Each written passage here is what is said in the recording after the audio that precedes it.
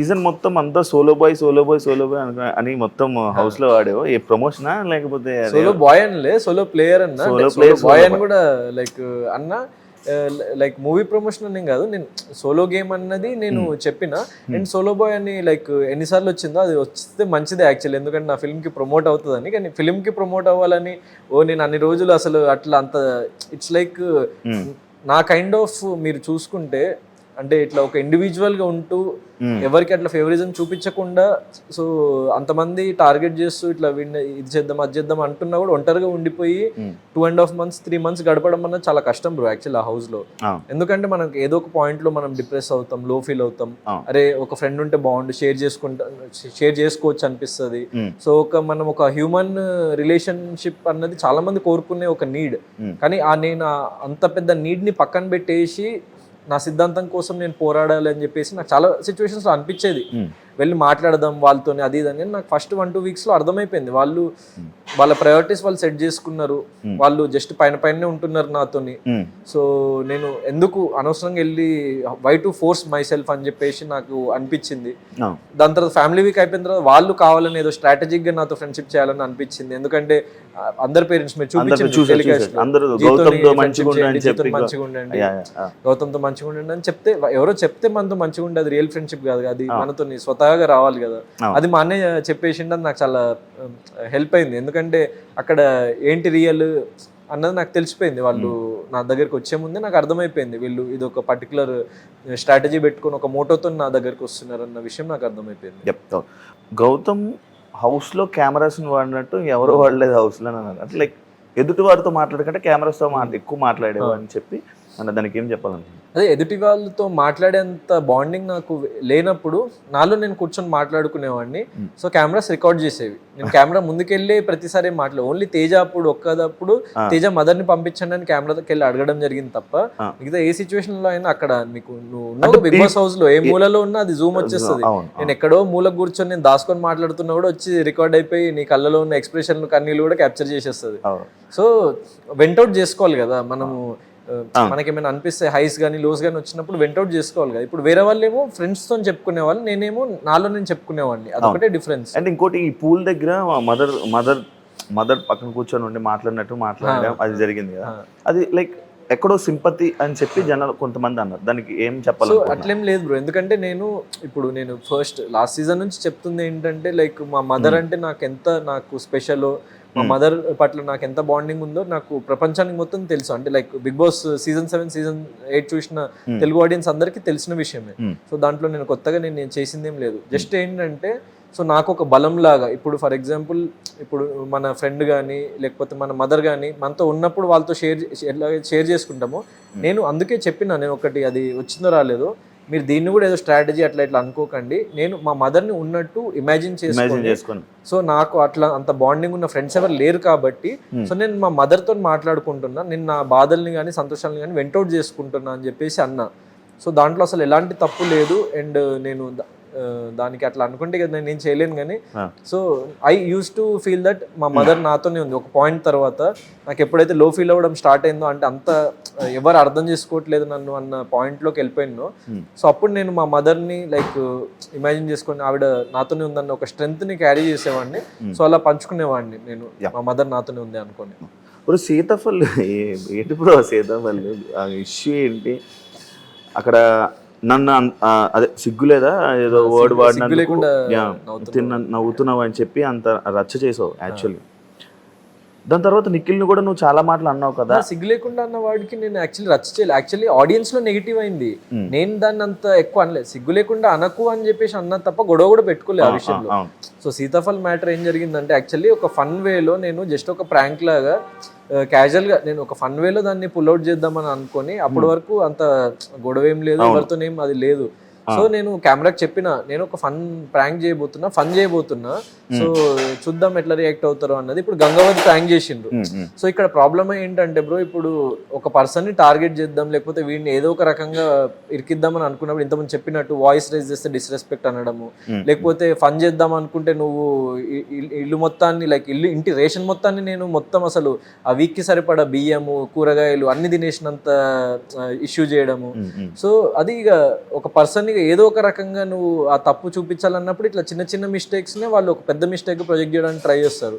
And నాకు అక్కడ సిగ్గు లేకుండా అని అంటే నేను అప్పుడు కూడా సిగ్గు లేకుండా అనకు అని చెప్పేసి అన్న ఒకటే వర్డ్ అరవని కూడా అరవలేదు. రోహిణి వచ్చి అన్నది సిగ్గు లేకుండా అట్లా ఇట్లా ఇవన్నీ అనకు అని చెప్పేసి అంటే నేను అక్కడ నుంచి వెళ్ళిపోయినా అంతే ఇక దాన్ని ఇష్యూ అవ్వలే. అది ఇష్యూ ఎప్పుడు అయిందని ఎప్పుడు తెలిసింది మాకు, బయట నుంచి వచ్చి ఆడియన్స్ చెప్తే తెలిసింది అది పెద్ద ఇష్యూ అయిందని. అండ్ నాకు లైక్ మెగా చీఫ్గా అయినప్పుడు తను నాకు అంట్లు దోము అన్న టోన్ మీరు చూస్తే, సో తను ఫస్ట్ తను అరిచింది, అయితే అరిస్తే నేనేం పన్నికి నీ దగ్గర లేను అని చెప్పేసి నేను నా కోసం నేను స్టాండ్ తీసుకుంటుండే. సో నేను చేయను పని అని చెప్పేసి వెళ్ళిపోయినా పక్కనకి, నాకు మంచిగా చెప్తే చేస్తాను లేకపోతే నేను చేయను అని చెప్పేసి వెళ్ళిపోయినా. సో ఈ అన్ని ఇష్యూస్లో నేను అక్కడ ఏది నేనేదో క్రియేట్ చేసి నేనేదో పెద్దగా చేసింది ఏం లేదు. అక్కడ చాలా ఫన్ వేలో నేను అనుకున్నది తీసుకుంటారు అనుకుని, ఇప్పుడు అవినాషో తేజానో లేకపోతే రోహిణినో చేసుంటే అసలు దాని ఇష్యూ ఇప్పుడు ఒకటి కాదు 10 సీతాఫలాలు తిన్నా ఎవడేం అనేటోడు కాదు మేము ప్రాంక్ చేసినామని చెప్పుంటే. ఎందుకంటే ఇంకా పెద్ద ప్రాంకే జరిగింది.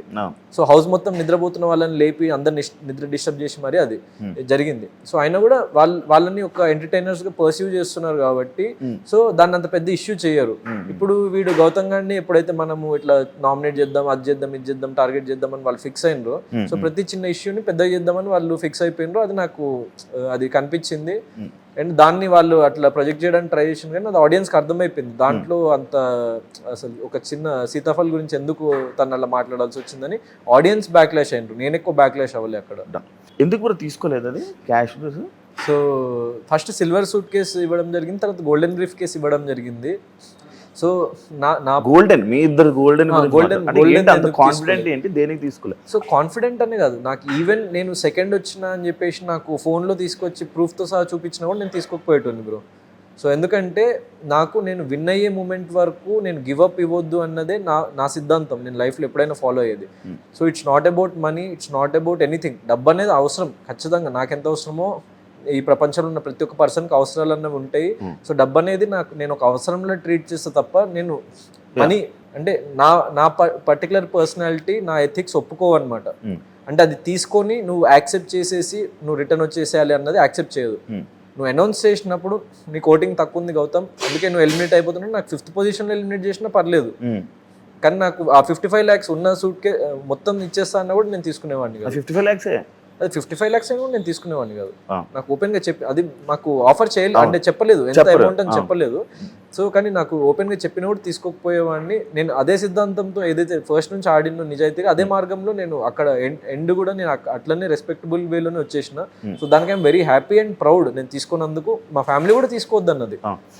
యాక్చువల్లీ బిగ్ బాస్ విన్నర్ అయ్యేది డబ్బుల గురించేనా? కాదు బ్రో, అంటే ఇప్పుడు డబ్బు అనేది దాంతో వచ్చే మనకి ఒక యాడెడ్ అడ్వాంటేజ్. సో ఓన్లీ డబ్బుల కోసం అయితే కాదు, నేను విన్నర్ అవ్వాలనుకుంది మాత్రం ఓన్లీ డబ్బుల కోసం, ఓన్లీ డబ్బులు అని కాదు, డబ్బులు అనేది ఒక యాడెడ్ బెనిఫిట్ అంతే. యష్మితో మాట్లాడుతావు బ్రో? యష్మితో అంటే ఫినాలే రోజు అందరితో మాట్లాడినా, దాని తర్వాత ఇక కంటిన్యూస్ ఇంకెవరితో మనకంటే ఒక్కడితో మాట్లాడినా. సో మనోడు కాల్ చేసిండు, హరితేజ గారు మెసేజ్ చేస్తే ఇట్లా టాక్ టు కొంచెం ఇంటర్వ్యూస్లో అట్లా ఉన్నా అని చెప్పేసి ఫ్రీ అయ్యాక మాట్లాడతా అని చెప్పేసి చెప్పిన. వీళ్ళందరితో టచ్లో ఉంటావా? ఈ గొడవలు కంటిన్యూ అవుతాయి? గొడవలు అసలు నాకు నీకు తెలుసు కదా బ్రో, నేను ఫస్ట్ నుంచి నన్ను యాక్చువల్లీ నేను బిగ్ బాస్ సీజన్ 7కి వెళ్ళక ముందు నుంచి చూస్తున్నావు. సో నాకు గొడవలు పెట్టుకొని అంత గ్రడ్జులు పెట్టుకునే టైప్ ఆఫ్ పర్సనాలిటీ కాదు. నా పని ఏంటో నేను చేసుకుంటూ వెళ్ళిపోతా. సో నిజంగా వాళ్ళకి ప్రొఫెషనల్ ఫ్రంట్లోనో లేకపోతే వాళ్ళకి ఏదైనా సపోర్ట్ కావాలంటే 100% చేస్తా. సో వాళ్ళు కూడా నాకు చేస్తారని నేను భావిస్తున్నా. సో అంతే, దాన్ని నేను అంత పెద్ద గ్రడ్జెస్ రివెంజెస్ ఏం లేవు. సో ఇట్స్ లైక్ ఒక ఏమంటారు, ఒక గేమ్లో ఉన్నప్పుడు మన పాయింట్ ఆఫ్ వ్యూ క్లాషెస్, మన డిఫరెన్సెస్. నేను ఈవెన్ 15th వీక్లో ఒక చెప్పిన, అది బయటకు వచ్చింది రీల్ ఒకటి, మీరు చూస్తే అర్థమవుతుంది. ఇక్కడ ఎవరికైనా కంటెస్టెంట్స్కి point of view clashes and difference of opinions తప్ప ఎవరో చెడ్డోళ్ళు అని నేను ఎవరిని అనను. నేను అందరూ మంచోళ్ళే, లైక్ ప్రతి ఒక్కళ్ళు మంచోళ్ళు ఉంటారు. సో జస్ట్ మనం దేనికి స్టాండ్ తీసుకుంటున్నాం అన్నదే పాయింట్ ఇక్కడ ఈ గేమ్లో అని చెప్పేసి నేను అన్నా. సో ఎవరిని నేను వ్యక్తిగతంగా వీళ్ళు మంచి వ్యక్తి కాదు, వీళ్ళు చెడ్డోడు అని చెప్పేసి ఎవరిని ఎప్పుడేం అనలేదు. సో నేను అనబోను కూడా. So everyone is good in their own way. Solo game ఆడాలనేది నీ స్ట్రాటజీ ఏం కాదు bro, that is the correct way of playing అని చెప్పేసి నా సిద్ధాంతం. సో అంటే ఇప్పుడు మనము ఎవరితోని మనము అంటే అది నిజాయితీగా ఆడడం అన్నది, అంటే it's not about solo. So అది నిజాయితీగా మనము దాన్ని లైక్ ఒక మార్గంలో ముందుకెళ్ళడం అన్నదే నా పాయింట్ ఆఫ్ వ్యూ ఫస్ట్ నుంచి. నేను అందుకే ఇప్పుడు లైక్ ఎప్పుడైతే వీళ్ళందరూ గేమ్ ప్లాన్ అనడం స్టార్ట్ చేసిందో నేను ఒక నామినేషన్ ఓపెన్ చెప్పిన అదే నా గేమ్ ప్లాన్ అంటుండ్రు. నా గేమ్ ప్లాన్ ఏంటో తెలుసా, నిజాయితీగా, నిర్భయంగా, నిష్పక్షపాతంగా అంటే అన్బయాస్డ్ గా నేను నిలబడతా. అదే గేమ్ ప్లాన్ అనుకుంటారా ఏమనుకుంటారా, అది నా సిద్ధాంతం, నా ఫిలాసఫీ రా భయ్. దానికి గేమ్ ప్లాన్ అనుకుంటే దాన్ని నేను ఏం చేయగలుగుతా అన్నది నా పాయింట్ ఆఫ్ వ్యూ. యాక్చువల్లీ దీనికి ఏమన్నారంటే సోలో గేమ్ ఆడాలనుకున్నారు కదా, సోలోకి ఇచ్చారు, దెన్ వై యష్మితో ఈ ట్రాక్లు కానీ లేకపోతే ఇలా చెప్పడం కానీ అనేది ఒక పాయింట్. ఇప్పుడు యష్మితో నేను ఫ్రెండ్ లాగా ఉన్నప్పుడు కూడా బోన్ గేమ్ లో చూసుకుంటే నేను యష్మిని ఫస్ట్ లోనే తీసేస్తా, ఎక్కడ తనకి ఫేవరిజం చూపించలేదు. సో అది ఇంకా ఎక్కువ రోజులు కంటిన్యూ అయ్యి ఉన్నా లేకపోతే మా ఫ్రెండ్షిప్ కంటిన్యూ అయ్యి ఉన్నా కూడా నాకు ఫ్రెండ్స్తో ఉండడంలో తప్పు లేదు, నేను అదే అంటున్నా. సో ఇట్లా టార్గెట్ చేయడం తప్పు. మనం వీళ్ళని నామినేట్ చేద్దాం, వాళ్ళని నామినేట్ చేద్దాం, లేకపోతే వీళ్ళని ఎండ్ వరకు ఏ మిస్టేక్స్ చేసినా వీళ్ళని ఎత్తి చూపించకుండా పక్కనోడిది చిన్న చిన్న మిస్టేక్స్ ఉన్న ఎత్తి చూపిద్దాం అనుకోవడం తప్పు అన్న తప్ప ఫ్రెండ్షిప్స్ చేయొద్దు అని నేను అనలేదు ఎక్కడ. సో బిగ్ బాస్ హౌస్ లో ఇప్పుడు అందరూ సింగిల్ గా ఉండలేరు, కొంతమందికి కావాలి, ఒక తోడు కావాలి, సో ఫ్రెండ్స్ కావాలి. మీరు నెక్స్ట్ సీజన్స్ వచ్చే వాళ్ళకి కూడా ఒక చిన్న క్లారిటీ ఏమిద్దాం అనుకున్నా అంటే గ్రూపిజం కానీ దీని మీద మీరు గ్రూప్ గా ఉండండి, మీరు ఫ్రెండ్షిప్స్ చేయండి, ఏమైనా చేయండి, కానీ బీ అన్బయాస్డ్. సో మీరు ఒక పర్సన్ పట్ల, ఒక ఫ్యూ పీపుల్ పట్ల టార్గెటింగ్ గా ఉండకండి. సో బీ అన్బయాస్డ్ అన్నది నేను తెలియజేయాలనుకుంటుంది ఆ పర్టికులర్ టైంలో. టాప్ 2 ఈ పొజిషన్ రైట్ కరెక్ట్ అనుకుంటున్నావా? నేను అంటే like so what ever it is I will accept. ఇంకా నాకు ఇంకో ఆప్షన్ కూడా లేదు. ఇంకా నాకు అంటే ఏం జరిగింది ఏంటి అని కూడా మనకి ఎవరు ఏం డిస్క్లోజ్ చేయరు అఫీషియల్గా. కానీ నాకు విన్ అవ్వాలి అని చెప్పేసి చిన్న హోప్ ఉండే, ఎందుకంటే it's not about me winnowing. నేను నమ్మిన సిద్ధాంతం విన్ అవుతుండే, నేను విన్ అవుతే. సో ఒక కైండ్ ఆఫ్ ఒక మార్పు వస్తుండే అన్నది, అంటే లైక్ ఫర్దర్ సీజన్స్లో. అంటే ఇప్పుడు అందరు ఏమనుకుంటారు, యాక్చువల్లీ నేను ఓపెన్గా చెప్తున్నా ఏంటంటే, అందరూ ఫ్రెండ్షిప్ చేసి చాలామంది అందరు అంటారు వీళ్ళు నా క్లోజ్ ఫ్రెండ్స్, అట్లా బయట ఫ్రెండ్షిప్స్ కంటిన్యూ అయితే నేను కాదన్ను. కానీ చాలామంది వాళ్ళు అసలు ఒక గ్రూప్గా ఉండాలని అనుకునేది బిగ్ బాస్ హౌస్లో. ఎందుకంటే ఓటింగ్ విషయంలో ఇప్పుడు వీళ్ళ నామినేషన్లో లేకపోతే ఇప్పుడు 2 వ్యక్తులు ఉన్నారు, ఆ బలం గొప్పదా, ఒక వ్యక్తి బలం గొప్పదా ఓటింగ్లో?